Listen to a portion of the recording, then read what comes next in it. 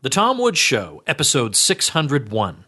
Prepare to set fire to the index card of allowable opinion. Your daily dose of liberty education starts here. The Tom Woods Show. Hey everybody, don't miss out on the event of the year. Bob Murphy and I are hosting a cruise. That's right, it's the Contra Cruise, October 9th to 16th, 2016, aboard Royal Caribbean. Check it out at contracruise.com.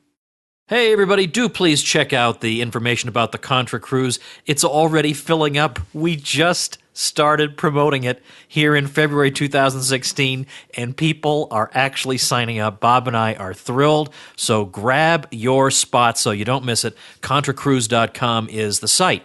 Okay, today we're actually doing something a little unusual. My producer, the producer of the Tom Woods Show, AJ Van Slyke, is here to chit-chat about his own story and the story of the show, but also really his story. How did he get going? How did he become a libertarian? How did he get into this whole business? He wound up working for Peter Schiff in various capacities and so on.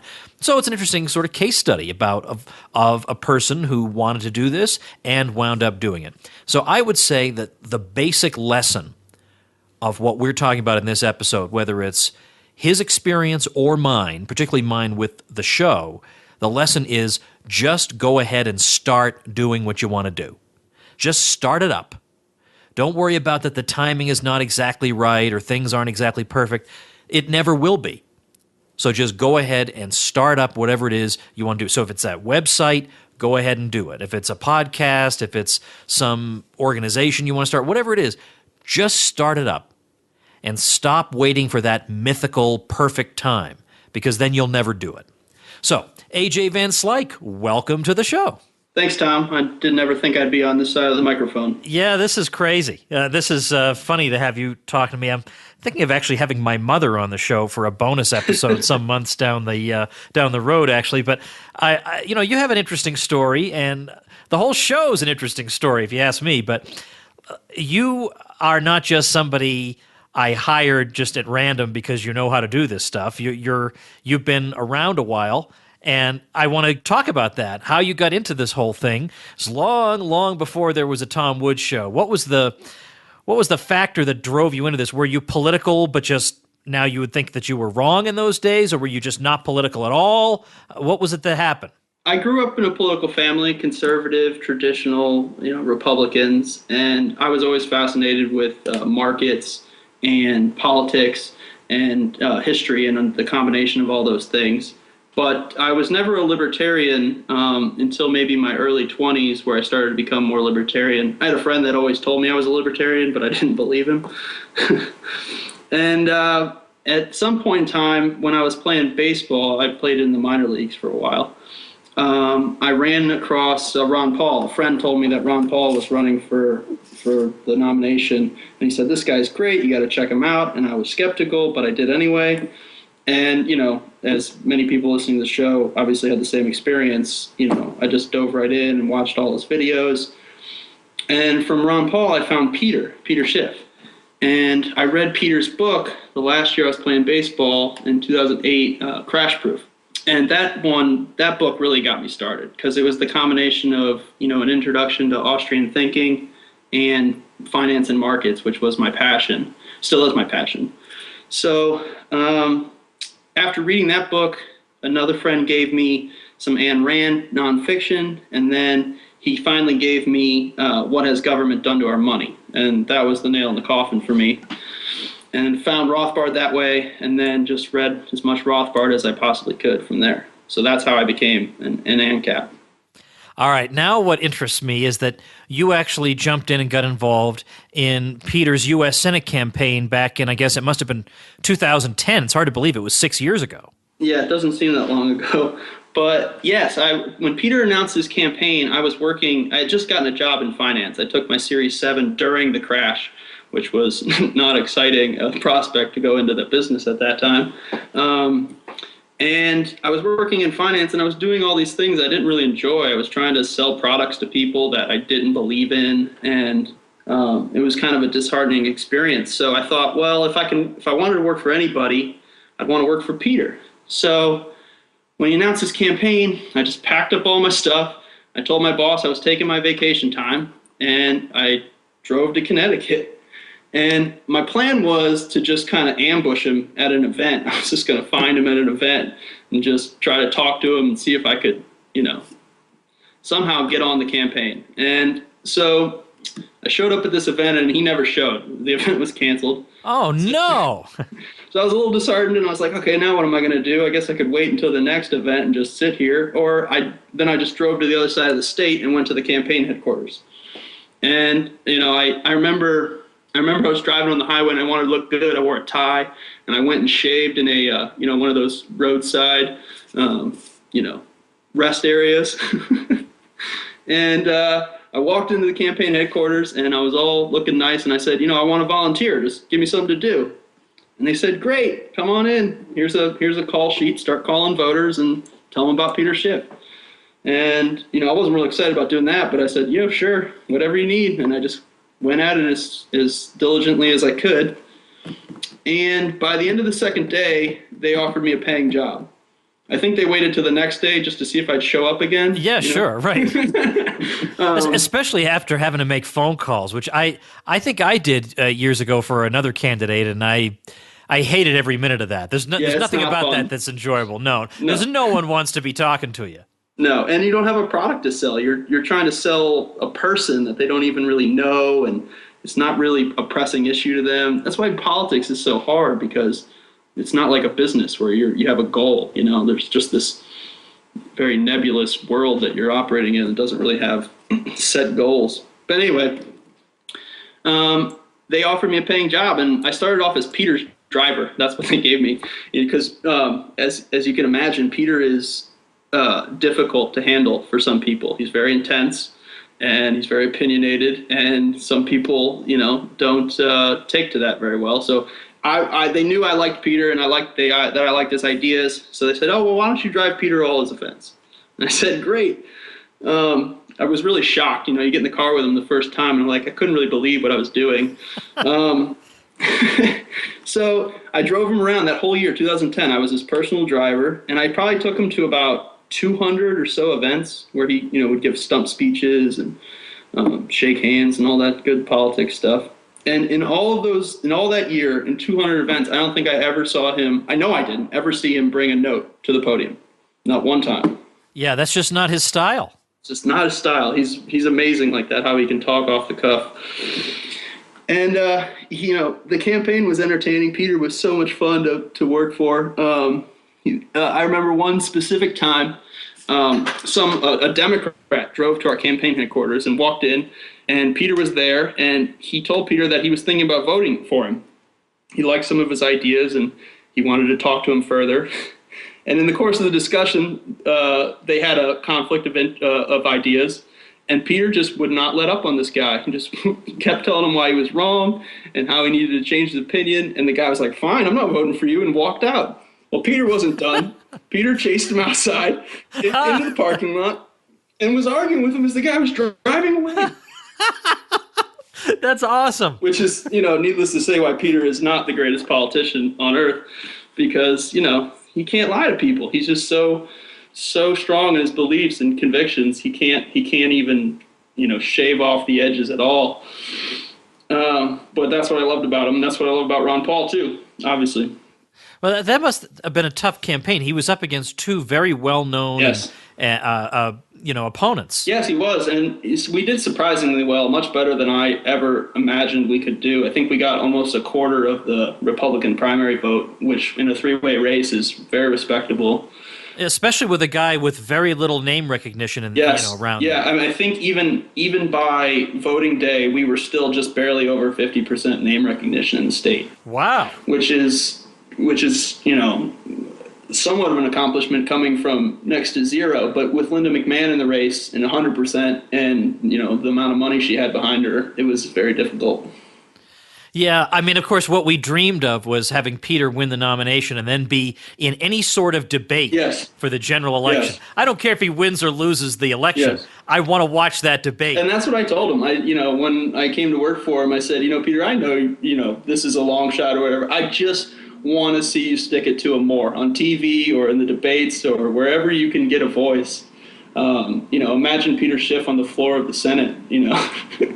Oh, I know. I mean, that alone. Could you imagine how awesome that would have been, day in, day Yes. out? Because not only would he have been telling the truth, but he would have been telling it in his devastating, hilarious style. Yes. Complete with the classic Peter Schiff analogies that would then be repeated by the whole country the next day. Yeah, it would have been. It was my dream. I really wanted to see that happen. And maybe in the future, who knows? I don't know if his political career is over at this point, but that's what I wanted to see.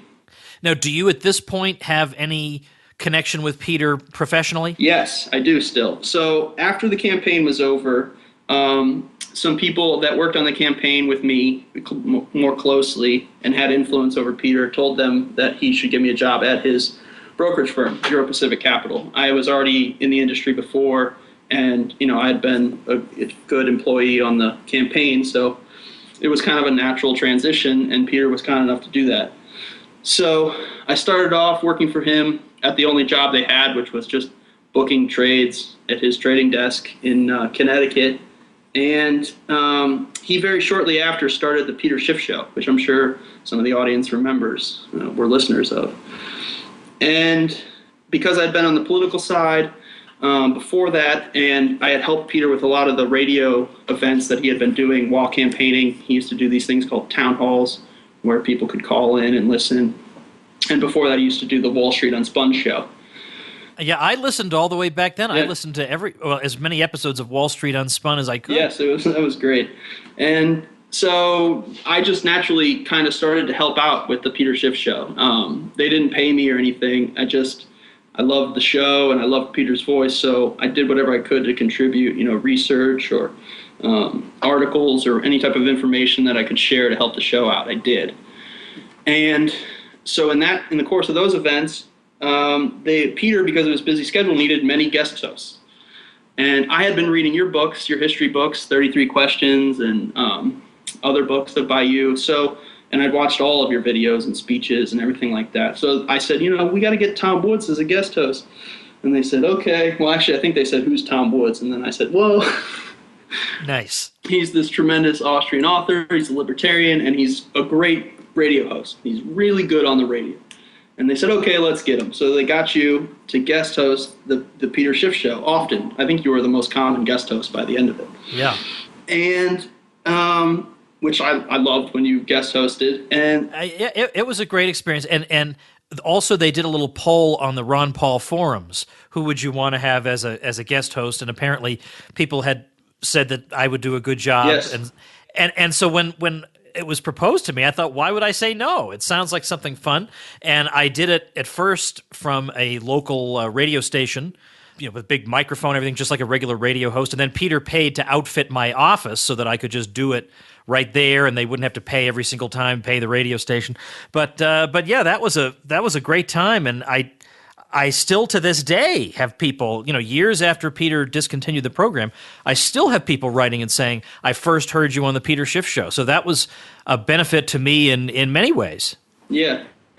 And so at some point, I don't know who suggested this. It wasn't my idea, but someone, or maybe it was yours, suggested that you get your own spinoff show. And I was real excited about that. And when it came to fruition, they asked me, would you like to produce it? And I said, of course I would. I jumped at that, and that's how we got together. Yeah, that's right. Now the whole thing about my starting a show, people have been asking me that for a long time, and people on the Genesis network that I think does Alex Jones. I had a lot of different places asking if I would do it. Mm-hmm. And I liked the idea, but there was always something going on. I was writing a book, or there's always some big project. But I wish I had done it sooner. That's my only regret. If only I had started it sooner, because it's been so good for me in so many ways. I mean, here we are now at episode 601, which I can't believe. And I can't either. And it's really done great. But when we first started this thing, I actually cannot listen to the early episodes. I've never gone back and listened either. Nope. I refuse to do it. Back when we were on this other platform and the audio was not good, and for some reason I thought the show needed to be live, which is ridiculous. Well, it was just why would I need a live show? It was just because we were used to doing the Peter Schiff Show live, and right. Yeah, it's a podcast. Yeah, no. You don't have to do it live. It makes no sense. And I remember the first episode with Michael Bolden. Yes. And we hadn't quite perfected the system whereby the guest calls in. So if you've ever listened to the very first episode and you wonder why I'm yammering on and on and on about the nature of the show, it's because I'm waiting for Bolden to call in. Well, I didn't realize that this phone number that keeps coming in is Bolden. It wasn't a number that I recognized. So eventually I just thought maybe there's some chance that it's him. But I was so glad when we got off that model. I remember the night before that first episode, I was up all night having a panic attack because we had tried it the day before and it failed completely. And I was like, there's just no way this is going to work. Oh, it's just crazy. But now, we've got a good, solid audience. I am shocked at how many people I run across who say they listen to it every single day. I mean, that's great. I'm glad they've made it part of their routine. It's wonderful. And you have been... you've been an indispensable ingredient in all this. You're unbelievably efficient. You do everything I ask for. You do things I don't even think to ask for. You do them. And so when I'm telling people, listen, help out the show in any way you can, it's in part because I want you to be supported because of all the if there were no AJ Van Slyke, there would be no Tom Woods Show. Period. It would not happen. Thank you very much. So Tom. you have done so much for me. So sometimes there are times when I say, look, it's just been one problem after another, and the show's not going to be ready till 9:30 at night. Do you think you can get it ready for me? And you're always there, and I think to myself, I can't keep abusing this poor soul. We gotta, and I really do want to get to that point where we've got 8 million shows in the queue and it's ready to go, and something keeps coming up in my life, but we are little by little getting to that point. So I get a very large amount of pride out of doing this show. I always have. It's a dream come true for me. I never thought that I would work for two of my heroes, Peter and you. Oh, that's very good of you to say. And do you have any particular moments that you think are better rather than some of our worst moments? Well, I mean, yeah. Some of the shows we've done have even amazed me. Particularly, the recent episode with Commander Brown in Detroit was just amazing. I could go through many of my favorite episodes.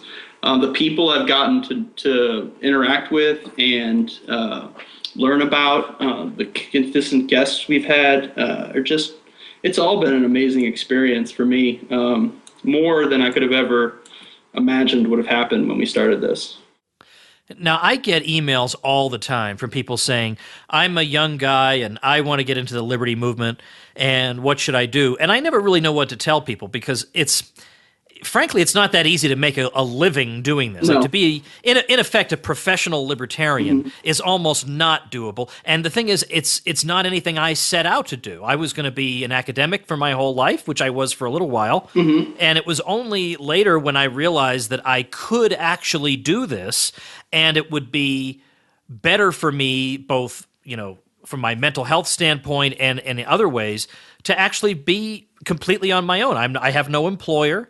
I employ myself, and I try things, and some of them work and some of them don't. And one thing that really, really worked big time is the Tom Woods Show. But what would you say to somebody who asks you that? Because I'll tell you, I get that email constantly. Yes, you do. And I read those emails, and I can imagine myself back in 7-8 years ago when I was that person who just desperately wanted to do something and didn't know what it was, and just standing on a street corner and yelling didn't seem like a very viable option. So, I just decided that I was going to show up. I was going to show up, and I was going to do whatever they asked, whatever that was.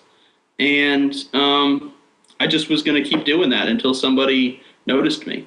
And I just got lucky that Peter was a natural fit for me because I had the skills to work in his industry. And I showed him my dedication to his efforts.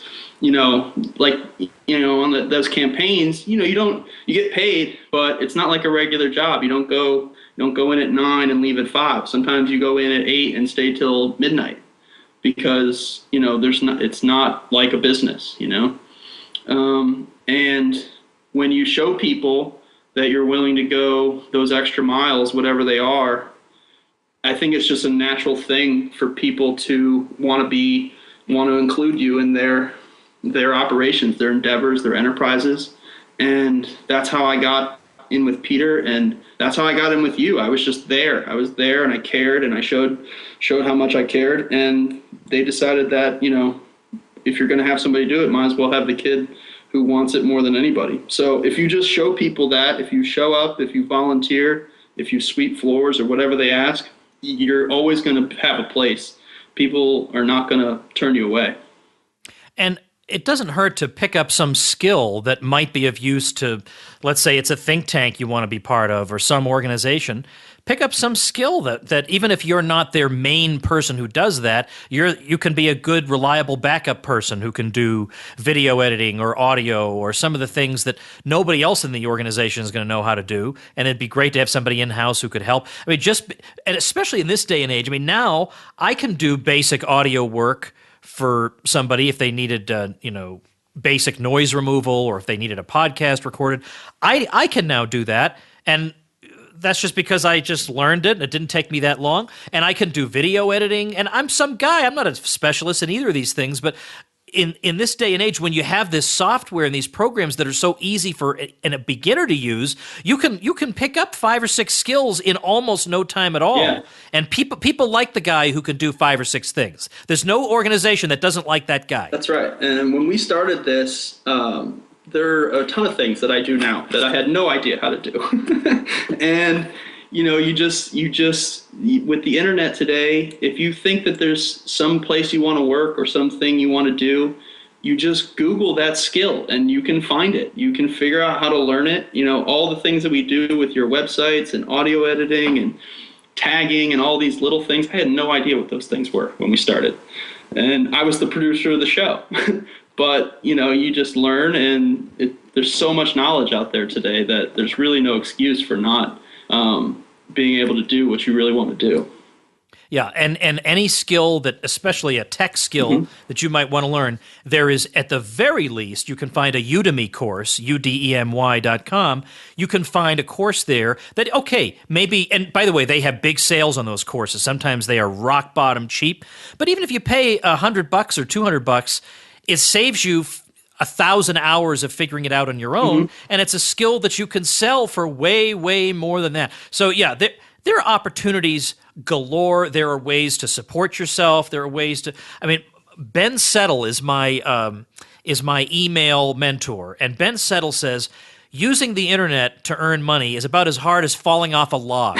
Now, maybe he's overstating that, but I have found if you are entrepreneurial and you are alert to opportunities, that is absolutely the case. And that's partly why I've been putting so much emphasis on that on the show, because I feel like I've stumbled into so many things that have helped me support the family that I want more people to know about it. And chances are we're probably not going to be stepping on each other's toes, so I'm just going to be able to give you information that will help you. So anyway, in fact, one of the things I've begun giving away as bonuses, like if people buy like a really, really high ticket item through an affiliate link of mine, is I'm putting together a webinar where I go through every single thing that I've been able to do online that helps put food on our table. And as I've said on the show a lot of times, we've unfortunately had some health problems in the family, so we have big bills we have to pay. So I've got to be creative to figure out how to make it all work.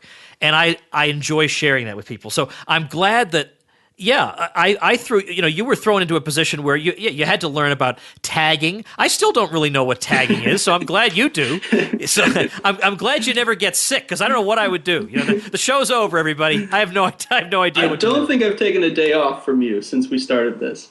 Yeah, and I mean, at some point we have to talk that through. But and I know you've made instructional videos for me, but I think what we need to do is we need to get on Skype, do a screen sharing, and you walk me through what you do with the episodes, and I'll watch you do it on the screen, and I'll do a screen capture to save it, and then that way I'll feel like if you absolutely have to stop working, if that is somehow in the cards, then the show will go on. Yes. Well, division of labor, is a beautiful thing, but it's nice to know what's going on.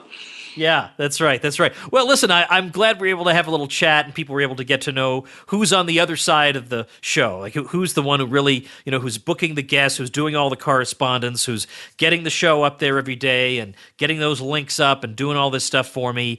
It's the heroic AJ Van Slyke, whom I could not do without. So thanks so much. Thank you, Tom.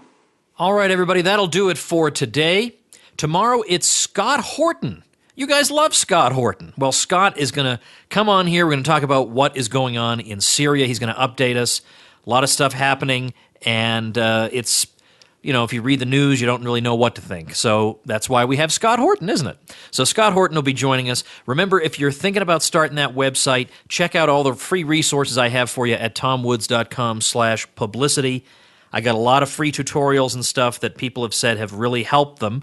So they don't have to spend hours and hours of frustration. They can be up and running in 5 minutes and then become a really seasoned blogger, knowing exactly how to do various things very, very quickly. So the link is tomwoods.com/publicity. We'll see you tomorrow.